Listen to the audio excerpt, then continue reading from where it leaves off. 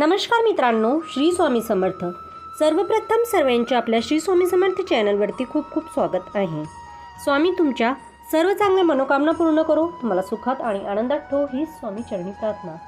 मित्रांनो, आज आपण एक अत्यंत महत्त्वाच्या विषयावर चर्चा करणार आहोत। श्रावण महिना येताच अनेक धार्मिक आणि सांस्कृतिक विधी आपल्या दिनादिन जीवनाचा भाग बनतात। हा महिना भगवान शिवाला समर्पित आहे आणि त्यामुळे आपल्या घरात सुख समृद्धी कायम ठेवण्यासाठी काही गोष्टीची काळजी घेणे आवश्यक आहे। तर मित्रांनो, श्रावण महिन्यात आपल्याला चुकूनही एक चूक करायची नाही आहे, अन्यथा घरात येईल दरिद्र। सध्या पवित्र श्रावण महिना सुरू आहे। या महिन्यामध्ये भोलेनाथांना प्रसन्न करण्यासाठी अनेक व्रत वैकल्य उपास केले जातात। भोलेनाथ हे आपल्या भक्तांवर खूप लवकर प्रसन्न होतात आणि त्यांना इच्छित वर प्रदान करतात। एकीकडे चांगले कार्य करून आपण भोलेनाथांना प्रसन्न करू शकतात, तर दुसरीकडे जर श्रावण महिन्यात आपण काही गोष्टी केल्या तर आपल्या घरातून सुख समाधान निघून जाते आणि आपल्या घरात दुःखाची प्राप्ती होऊ शकते। तर मित्रांनो, आज आपण पाहणार आहोत की कितीही गरज असली आणि एखादा व्यक्ती तुमच्याकडे यापैकी एखादी वस्तू उधार मागितली, श्रावण महिन्यात चुकूनही या वस्तू कोणालाही देऊ नका, नाहीतर तुमच्या घरात गरिबी दारिद्र्य येऊ शकते।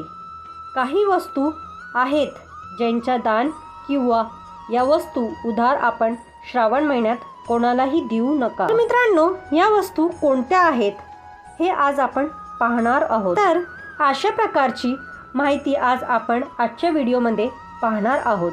पण त्याआधी व्हिडिओमध्ये पुढे जाण्याआधी जर तुम्हालाही भगवान शंकराचा आणि माता पार्वतींचा आशीर्वाद हवा असेल तर व्हिडिओ संपूर्ण बघा, व्हिडिओला एक लाईक नक्की करा आणि चॅनलला सबस्क्राईब करा आणि कमेंट बॉक्समध्ये हर हर महादेव लिहायला विसरू नका। तर मित्रांनो, चला ते कुठल्या वस्तू आहेत आपण जाणून घेऊया। मित्रांनो, सध्याच्या काळात उधार देणं घेणं हे गरजेचं झालं आहे। एखादी व्यक्ती दुसऱ्याला यासाठी उधार देते की त्याला चांगल्या फळाची प्राप्ती व्हावी किंवा काही व्यक्ती समाजात मान वाढवा म्हणून सुद्धा उधार देतात। परंतु जर श्रावण महिन्यात या वस्तू तुम्ही दुसऱ्यांना उधार दिल्या तर तुम्ही कंगाल बनू शकता। काही वस्तू श्रावण महिन्यात उधार किंवा दान देणे या गोष्टीला सक्त मनाई आहे। यातील पहिली वस्तू म्हणजे भगवान भोलेनाथांशी संबंधित कोणतीही वस्तू। तुम्ही ही वस्तू कोणालाही उधार देऊ नका। जसे की भोलेनाथांशी संबंधित कोणतेही फळ असेल, पूजेचं सामान असेल, जसं बेलपत्र, दूध, फळ ते असेल तर ते आपण कोणालाही उधार किंवा दान देऊ नये। असं केल्याने तुमच्या घरातून भोलेनाथ निघून जातात आणि तुमच्या घरात दरिद्री येऊ शकते। त्यामुळे ही गोष्ट नक्की लक्षात ठेवा।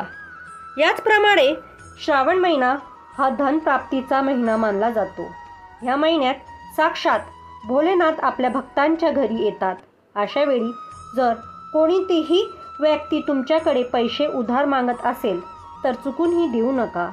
तसेच कोणाकडून उधार पैसे घेऊ नये।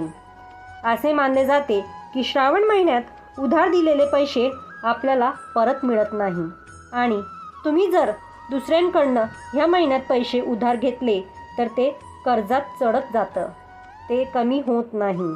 त्यामुळे असं करण्यास मनाई केली आहे।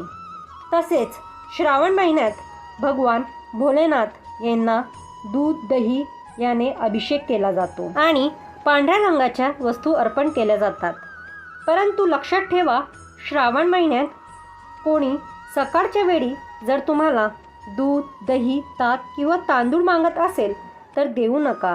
यामुळे आपल्या घरातील लक्ष्मी दुसऱ्याच्या घरी निघून जाते। त्याचप्रमाणे तुम्हाला जर एखादी व्यक्तीला भेटवस्तू द्यायची असेल तर तुम्ही वापरत असलेल्या घड्याळ किंवा नवीन घड्याळ कोणालाही भेट म्हणून देऊ नका किंवा कोणाकडून घड्याळ भेट म्हणून घेऊ नका, कारण प्रत्येक व्यक्तीबरोबर त्याची चांगली किंवा वाईट वेळ चालू असते आणि असे घड्याळ दिल्याने किंवा घेतल्याने त्या व्यक्तीची वाईट वेळ आपल्याकडे येते किंवा चांगली वेळ त्याच्याकडे निघून जाते. त्यामुळे ह्या श्रावण महिन्यात कोणालाही घड्याळ दान म्हणून किंवा उधार म्हणून किंवा भेट म्हणून देखील देऊ नका. मित्रांनो, ह्या महिन्यात संध्याकाळनंतर कोणालाही लसूण, कांदा या वस्तू देऊ नका.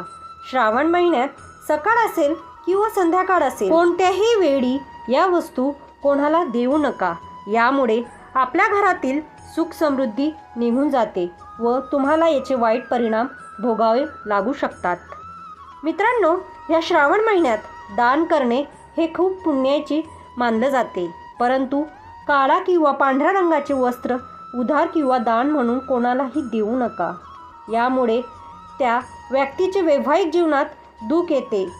देण्याच्या व्यक्तीला कुंडलीत राहू दोष निर्माण होतो आणि घेण्याच्या व्यक्तीला कंगाल होतो. मित्रांनो, तसंच श्रावण महिन्यात घरात दारिद्र्य येण्याची एक मुख्य कारण म्हणजे व्रतधारकाने झाडू न मारणे किंवा साफसफाई न करणे. होय, तुम्ही अगदी बरोबर ऐकलं. घरातील स्वच्छताचे अभाव किंवा झाडू न मारणे हे श्रावण महिन्यात दारिद्र्याचे कारण बनू शकते. जीवनात फार महत्त्वाचा भाग असतो, मात्र श्रावण महिन्यात ही स्वच्छता अत्यंत महत्त्वाची आहे.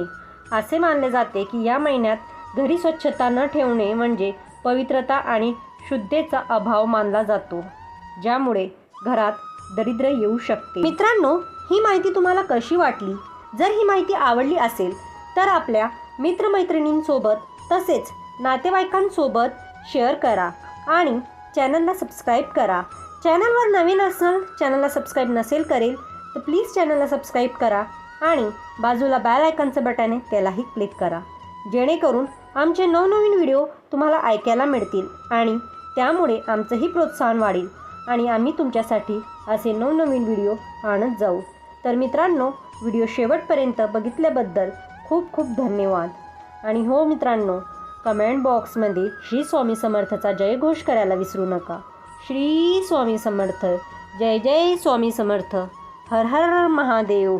ओम नमः शिवाय. ओम नमः शिवाय. ओम नमः शिवाय. ओम नमः शिवाय.